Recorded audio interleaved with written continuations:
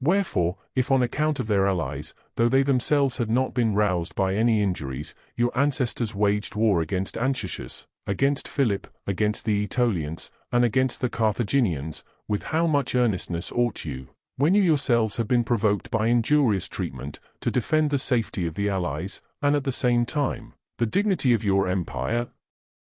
Especially when your greatest revenues are at stake. For the revenues of the other provinces, O Romans, are such that we can scarcely derive enough from them for the protection of the provinces themselves. But Asia is so rich and so productive, that in the fertility of its soil, and in the variety of its fruits, and in the vastness of its pasture lands, and in the multitude of all those things which are matters of exportation, it is greatly superior to all other countries. Therefore, O Romans, this province, if you have any regard for what tends to your advantage in time of war, and to your dignity in time of peace, must be defended by you, not only from all calamity, but from all fear of calamity. For in other matters when calamity comes on one, then damage is sustained, but in the case of revenues, not only the arrival of evil, but the bare dread of it, brings disaster. For when the troops of the enemy are not far off, even though no actual eruption takes place, still the flocks are abandoned, agriculture is relinquished, the sailing of merchants is at an end. And accordingly, neither from harbour dues, nor from tents, nor from the tax on pasture lands, can any revenue be maintained. And therefore it often happens that the produce of an entire year is lost by one rumour of danger, and by one alarm of war. What do you think ought to be the feelings of those who pay us tribute, or of those who get it in, and exact it, when two kings with very numerous armies are all but on the spot? When one inroad of cavalry may in a very short time carry off the revenue of a whole year? When the publicans think that they retain the large households of slaves which they have in the salt works, in the fields, in the harbours, and custom houses, at the greatest risk?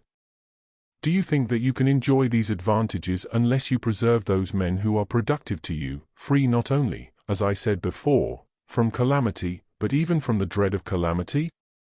And even this must not be neglected by you, which I had proposed to myself as the last thing to be mentioned, when I was to speak of the kind of war, for it concerns the property of many Roman citizens, whom you, as becomes your wisdom, O Romans, must regard with the most careful solicitude. The publicans, one most honourable and accomplished men, have taken all their resources and all their wealth into that province, and their property and fortunes ought, by themselves, to be an object of your special care. In truth, if we have always considered the revenues as the sinews of the Republic, certainly we shall be right if we call that order of men which collects them, the prop and support of all the other orders. 18. In the next place, clever and industrious men, of all the other orders of the state, are some of them actually trading themselves in Asia, and you ought to show a regard for their interests in their absence, and others of them have large sums invested in that province.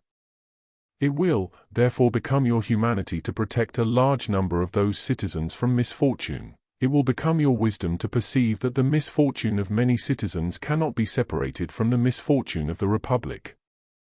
In truth, firstly, it is of but little consequence for you afterwards to recover for the publicans revenues which have been once lost, for the same men have not afterwards the same power of contracting for them, and others have not the inclination, through fear. 19. In the next place, that which the same Asia, and that same Mithridates taught us, at the beginning of the Asiatic war that, at all events, we, having learnt by disaster, ought to keep in our recollection. For we know that then, when many had lost large fortunes in Asia, all credit failed at Rome, from payments being hindered. For it is not possible for many men to lose their property and fortunes in one city, without drawing many along with them into the same vortex of disaster.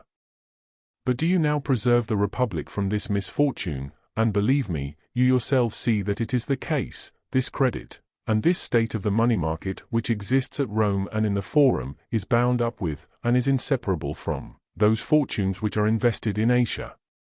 Those fortunes cannot fall without credit here being undermined by the same blow, and perishing along with them. Consider, then, whether you ought to hesitate to apply yourselves with all zeal to that war, in which the glory of your name, the safety of your allies, your greatest revenues, and the fortunes of numbers of your citizens, will be protected at the same time as the Republic. Since I have spoken of the description of war, I will now say a few words about its magnitude. For this may be said of it, that it is a kind of war so necessary, that it must absolutely be waged, and yet not one of such magnitude as to be formidable. And in this we must take the greatest care that those things do not appear to you contemptible which require to be most diligently guarded against, and that all men may understand that I give Lucius Lucullus all the praise that is due to a gallant man, and most wise man, and to a most consummate general. I say that when he first arrived in Asia, the forces of Mithridates were most numerous, well appointed, and provided with every requisite, and that the finest city in Asia, and the one, too, that was most friendly to us, the city of Cyzicus, was besieged by the king in person, with an enormous army, and that the siege had been pressed most vigorously, when Lucius Lucullus, by his valor, and perseverance, and wisdom, relieved it from the most extreme danger. I say that he also, when general, defeated and destroyed that great and well-appointed fleet, which the chiefs of Sertorius's party were leading against Italy with furious zeal. I say besides, that by him numerous armies of the enemy were destroyed in several battles, and that Pontus was open to our legions, which before his time had been closed against the Roman people on every side, and that Sinope and Amisus, towns in which the king had palaces, adorned and furnished with every kind of magnificence, and many other cities of Pontus and Cappadocia, were taken by his mere approach and arrival near them, that the king himself was stripped of the kingdom possessed by his father and his grandfather, and forced to betake himself as a suppliant to other kings and other nations, and that all these great deeds were achieved without any injury to the allies of the Roman people, or any diminution of its revenues. I think that this is praise enough, such praise that you must see, O Romans, that Lucius Lucullus has not been praised as much from this rostrum by any one of these men who are objecting to this law, and arguing against our cause.